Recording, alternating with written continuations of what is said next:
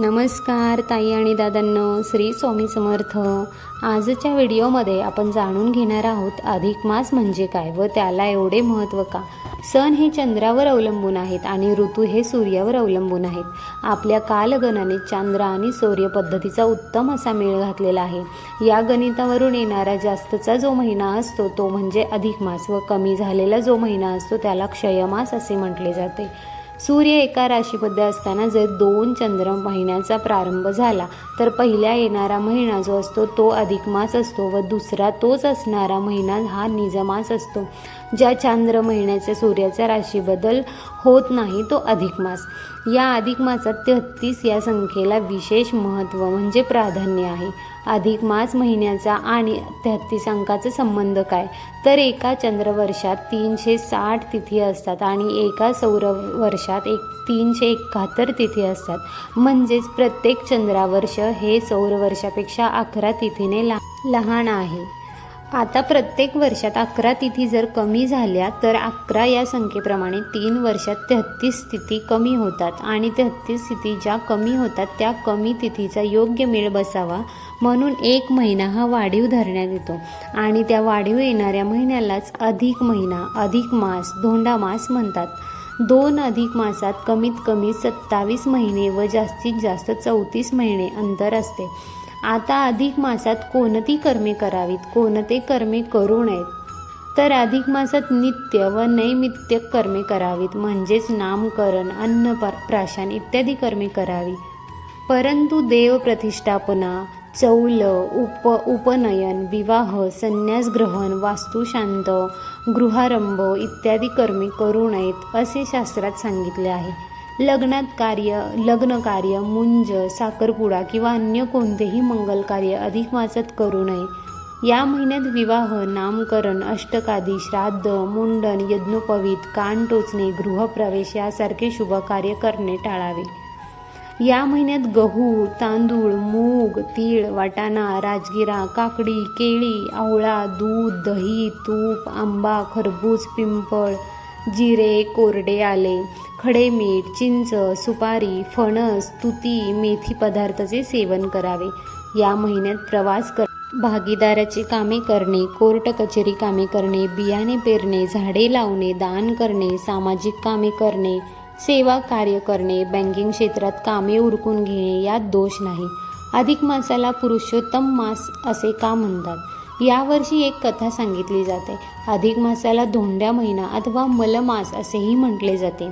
या महिन्यात शुभ कार्य केले जात नाहीत, फक्त नैमित्तिक कार्यच होतात. याचे या अधिक मासाला खूप वाईट वाटले म्हणून एकदा हताश, निराश, दुःखी झालेला अधिक मास हा श्री विष्णूकडे गेला व आपली निराशा सांगितली.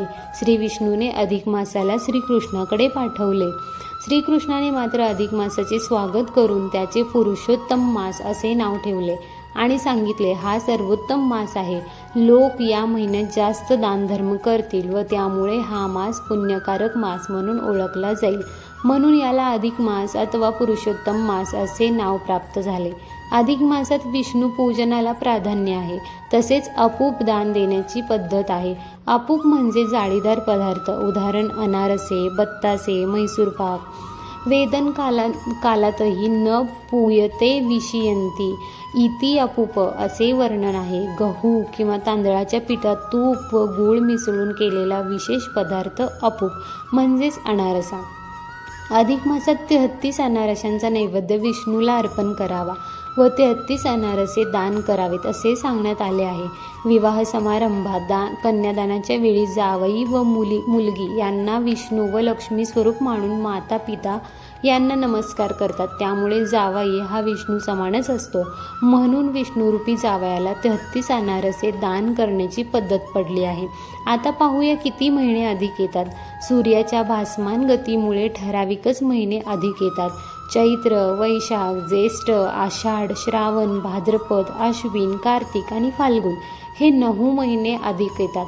मार्गशीर्ष व पौष हे 2 महिने क्षयमास होतात. राहिलेला उर्वरित माघ महिना हा मात्र कधीच क्षय किंवा अधिक होत नाही. आता क्षयमास म्हणजे काय? कधी कधी एका चंद्र महिन्यात सूर्य 2 राशीत प्रवेश करतो, तो क्षयमास असतो. आणि एक क्षयमास आला की त्यावर्षी 2 अधिक मास येतात. चैत्रापासून अश्विन महिन्यापर्यंतचा कोणताही एक महिना अधिक मास म्हणून येऊ शकतो, कारण या महिन्यातच सूर्याची गती मंद असते व त्याला एका राशीतून दुसऱ्या राशीत जायला जास्त वेळ लागतो. क्वचितच कार्तिक व फाल्गुन महिन्यातही अधिक मास येतो. त्यावर्षी एकाच नावाचे 2 चांद्र महिने असतात. अगोदरचा अधिक मास आणि नंतर लगेच येणारा महिना हा निजमास.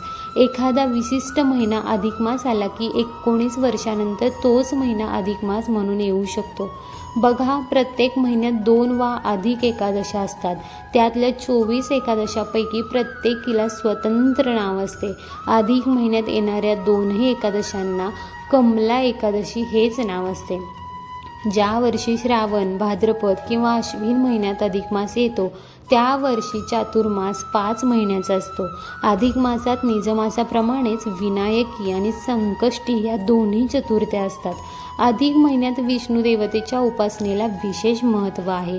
भगवत पुराणाचे वाचन, भागवत कथा सप्ताह, स्नान, दान, जप याचे आचरण या महिन्यात केले जाते. ब्राह्मणांना भोजन, दान देणे यासाठीही या महिन्यात विशेष उपक्रम केले जातात. अधिक महिन्यात विविध मंगलकृत्ये करू नयेत असे संकेत दृढ आहे. त्यामुळे या महिन्यात विवाह, मुंज, बारसे असे संस्कार केले जात नाहीत. तसेच नव्या वस्तूची खरेदी अथवा नव्या कपड्यांची खरेदी अशा गोष्टी न करण्याची परंपरा समाजात रूढ आहे. अनेक ठिकाणी अधिक मासाला धोंड्याचा महिना असे म्हटले जाते. नियमित सुरू असलेल्या कालगणनेत आटमुट्यासारख्या मध्येच आलेल्या दगडासारखा धोंड्यासारखा आलेला महिना म्हणून धोंड्याचा महिना असेही एक मत आहे. मात्र धोंडा आणि अधिक मास यांना जोडणारा एक खाद्यपदार्थ आहे, त्याला धोंडा म्हटले जाते. नागपंचमीला पुरण घालून चौकोनी पदार्थ केला जातो, त्याला दिंड म्हणतात. तोच पदार्थ मराठवाड्यात गोल लाडवासारखा किंवा धोंड्यासारखा वळून उकडवला जातो, त्याला धोंड्याचा नैवेद्य म्हणतात.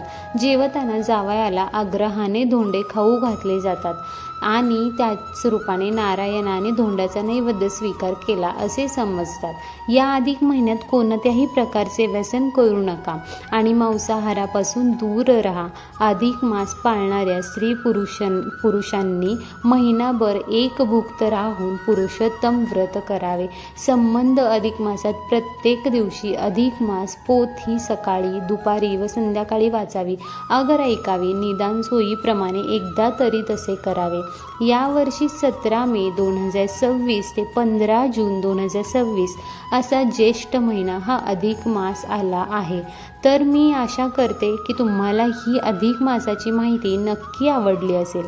माहिती आवडली असल्यास व्हिडिओला लाईक करा, शेअर करा व चॅनलला सबस्क्राईब करायला मात्र अजिबात विसरू नका.